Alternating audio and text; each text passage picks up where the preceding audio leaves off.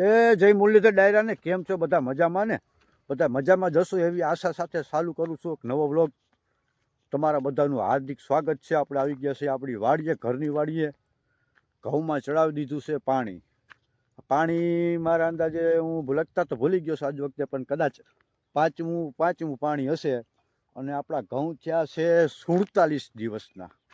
તો હવે આજનું આપણું ટોપિક એ છે કે ઘઉંની અંદર બીજું ખાતરનો પરફેક્ટ સમય કયો. જો ભાઈ આમાં જો ટૂંકમાં પહેલાં તમને હું ઘઉં બતાવી દઉં. આ મારા ઘઉં છે એ ગાભાવસ્થામાં આવી ગયા છે, એ સ્ટેજ ઉપર આવી ગયા છે. બતાવી દઉં, જુઓ ગાભાના સ્ટેજ ઉપર આવી ગયા છે. તો આમાં ઘણી ફરે શું થાય છે કે ભાઈ ઘણા ખેડૂત મિત્રો છે ને ગાભાવસ્થામાં હોય ને એ સમયની અંદર જ ખાતર નાખી દે છે. પણ એનો ફાયદો તો મળે જ છે, એવું નથી ફાયદો ન મળે, ફાયદો મળે જ. પણ ઘઉંની અંદર પરફેક્ટ ખાતર નાખવાનો સમય કયો અને બીજું ખાતર કેટલું અને કયું કયું નાખવું, એ વિષય ઉપર આપણે આજે ચર્ચા કરવાની છે. તો અત્યારે પહેલાં તો હું તમને કહી દઉં, એ આજ વિડીયોની અંદર તમને બધું કહી દઉં. આપણા ઘઉં છે 47 દિવસની અવસ્થા ઉપર થઈ ગયા છે. આપણે 5મું પાણી ચડાવી દીધું છે. બીજી વખતે બધાના ઘઉં છે ને એક નંબર ઘઉં જ છે, કારણ કે વાતાવરણ મસ્તીનું છે, ઠંડી જોરદાર પડે છે, પવન પણ ભેગો હોય છે અને ઠાર પણ એવા આવે છે. તો ઘઉંને આ ત્રણેય વસ્તુની મુખ્યત્વે જરૂર પડતી હોય છે: ઠાર, ઠંડી અને પવન. દિવસ દરમિયાન પવન હોવો જોઈએ, સવારમાં ઠાર હોવો જોઈએ અને રાતે ઠંડી હોવી જોઈએ. તો આ ત્રણેય ઋતુ મસ્ત મજાની જે આપણે ઘઉંને અનુકૂળ આવે એવી આજુ વખતે છે. જેથી કરીને આપણે જોકે શિયાળુ પાક બધો સારો જ છે. અત્યારે હમણાં 2 દી પહેલાં થોડુંક વાતાવરણ ખરાબ થયું હતું, દિવસ દરમિયાન તડકા ને વાદળા ને એવું થયું હતું, પણ આજે ધીરે ધીરે ખુલ્લું થઈ ગયું છે. અને ગઈ તારીખ એક દિવસ અગાઉ આપણે ઉત્તર ભારતની અંદર બરફ વરસાદની શરૂઆત થઈ ગઈ છે. તો તૈયાર રહેજો મિત્રો કે કદાચ આવનાર 3 થી 4 દિવસ પછી આપણે ઠંડીનો અહેસાસ પાછો જોવા મળશે. ગુલાબી ઠંડી પાછી ફરી વધવાની શક્યતા છે 3 ડિગ્રી જેટલું. તો ભાઈ આપણે અત્યારે છે ને કિસાન મિત્રો આપણે ઘઉંની અંદર આડેધડ ઉરિયાનો ઉપયોગ કરતા હોય છે. તો ખરેખર છે ને નાઇટ્રોજન જે એને જોતું હોય ને, ઘઉં કે જે કોઈ પાક હોય એને જેટલું જોતું હોય એટલું જ લે છે, વધારેનું એમને વેસ્ટ વહી જાય છે. તો ખરેખર તો આપણે જો ઘઉંમાં નીકળું ઉરિયા જ નાખતા હોઈએ તો એને 25 કિલો વીકે કાફી છે. એથી વધારે એને કાંઈ જરૂર નથી. 25 થી બહુ તો 30 કિલો, એથી વધારે ખરેખર ઉરિયા નાખવાની જરૂર નથી. અને બીજું મિક્સ કરવાનું હોય ખાતર ઉરિયા ભેગું, બીજા ડોઝની વાત આવે છે. આ ઘઉંમાં જે બીજો ડોઝ અને કેટલા સમયના ઘઉં થાય, કેટલા દિવસના ઘઉં થાય ને એ પણ હમણાં તમને કહી દઉં ત્યારે ખાતર નાખવાનું. તો બીજું જો મિક્સ કરતા હોય તો ખરેખર 20 કિલો જ નાખાય ઉરિયા.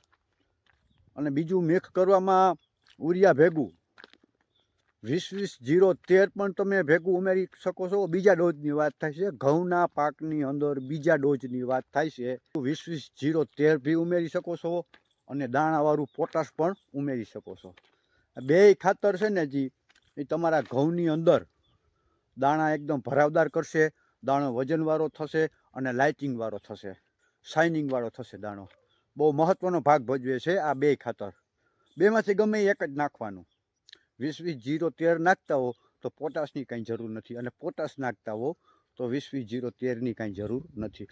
બેમાંથી ગમે એક ખાતર ઉરિયા સાથે, ઉરિયા તો ફરજિયાત છે, નાખવાનું જ છે, નાખવું જ પડે. ઘઉંને ઉરિયા બહુ મહત્વનો ભાગ ભજવતો હોય છે. નાઇટ્રોજન છે એ ઘઉંને બહુ જરૂરી હોય. તો છે ને હવે વાત રહી તો કે ઘઉં કેવડા થાય ત્યારે કયા સ્ટેજ ઉપર આવે અને કેટલા દિવસના થાય ત્યારે એનો પરફેક્ટ સમય હોય બીજા ડોઝની અંદર. તો મારે આ ઘઉં છે અત્યારે 47 દિવસના થયા છે. તમે જોવો છો ખાલી 47 દિવસના થયા છે. હજી આ ટૂંકમાં ગાભા અવસ્થાની અંદર છે.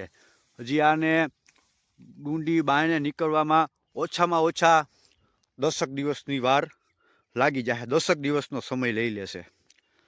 તો જ્યારે પરફેક્ટ સમય બીજા ખાતરનો 55 થી 60 દિવસ, 55થી માંડી અને 60 દિવસ સુધીનો આનો પરફેક્ટ સમય હોય છે. જ્યારે નીંગલ પડતો હોય ને, ડુંડી બહાર નીકળી હોય કે ના નીકળી હોય કે નીકળતી હોય, આ સમય એવો છે 55 થી 60 દિવસની અંદર આ સ્ટેજ ઉપર ઘઉં આવી ગયા હોય તો ખરેખર એનો પરફેક્ટ સમય એ જ છે, ત્યારે જ નાખવાનો.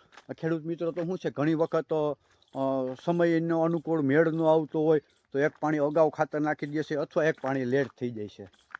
તો ખરેખર ગમે એમ કરીને આડા તેવ આમ તેમ કરીને 55 થી 60 દિવસના ઘઉં હોય ને ત્યારે જ બીજું ખાતર આપવું, જેનો ફાયદો આપને ભરપૂર મળી રહે છે.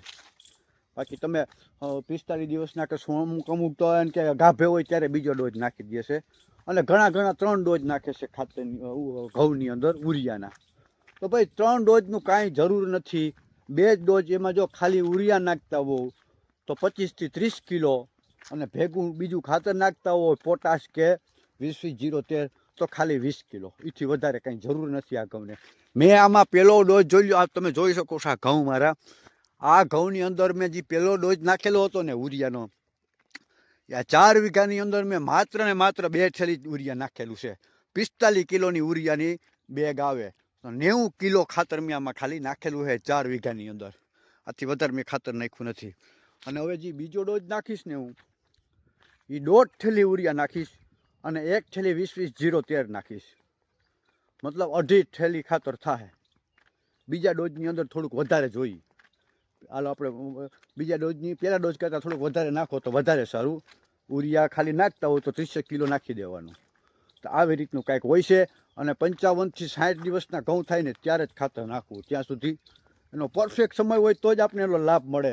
આપણે કેમ, આપણે ભૂખ લાગે ત્યારે જ આપણે જમી તો ખાવાનું ભાવે, બરાબર. તમે આપણે બપોરા કરી લીધા છે, પછી 3 વાગે પાછું કોઈક આપણે પીરશે તો આપણે કંઈ એનું એટલું બધું આપણે કંઈ જમી હગવાના નથી. તો સેમ સ્ટોરી આની અંદર જ છે, બરાબર. એને જ્યારે જરૂર પડે ત્યારે જ એને ખોરાક આપવાનો હોય છે, બરાબર. તો એને જ્યારે જરૂર ના હોય ત્યારે આપણે એને ઉરિયા રૂપે એનો ખોરાક આપી તો એટલું બધું એમાંથી લઈ હગવાનું નથી, જેનો આપને લાભ મળતો નથી. માટે હંમેશા એ આગ્રહ રાખવાનું કે જ્યારે જરૂર હોય ને ત્યારે જ એનો પરફેક્ટ સમય હોય 55 થી 60 દિવસ ત્યારે જ ખાતરનો બીજો ડોઝ આપવો. ત્યાં સુધી બીજો ડોઝ આપવાનું નહીં.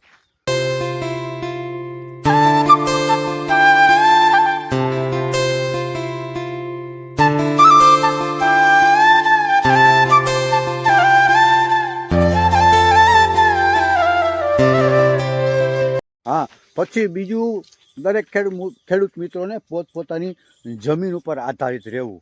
કે કોઈ જમીન નબળી હોય તો એમાં ઉરિયા વધારે નાખવું હોય તો નાખી શકો છો. જમીન નબળી હોય તોની વાત છે. નબળી જમીન હોય, ઢાળવાળું પડવું હોય અને ઘઉં થોડાક પાંખા હોય કે નબળા હોય તો થોડુંક પ્રમાણ વધારવું હોય તો વધારી શકો છો. બાકી જમીન તાકાતવાળી ને કાળી માટીને ચીકાશવાળી અને સમતલ અને ઘઉં ઘાટાના હારાથી જે હોય તો એમાં મેં કીધું એમ 25 થી 30 કિલોથી વધારે કોઈ જરૂર હોતી નથી. બાકી તો ખેડૂત મિત્રો, આપણે તમે બધે જાણ્યું કે પરફેક્ટ ખાતર બીજા ડોઝ નાખવાનો સમય કયો, ક્યારે અને કેટલું ખાતર નાખવું ને કેટલા દિવસના ઘઉં થાય ત્યારે નાખવું. બાકી આ વિડીયોમાં અત્યારે આટલું જ. ફરી પાછા મળશું. ત્યાં સુધી બધાને જય મુરલીધર, જય દ્વારકાધીશ.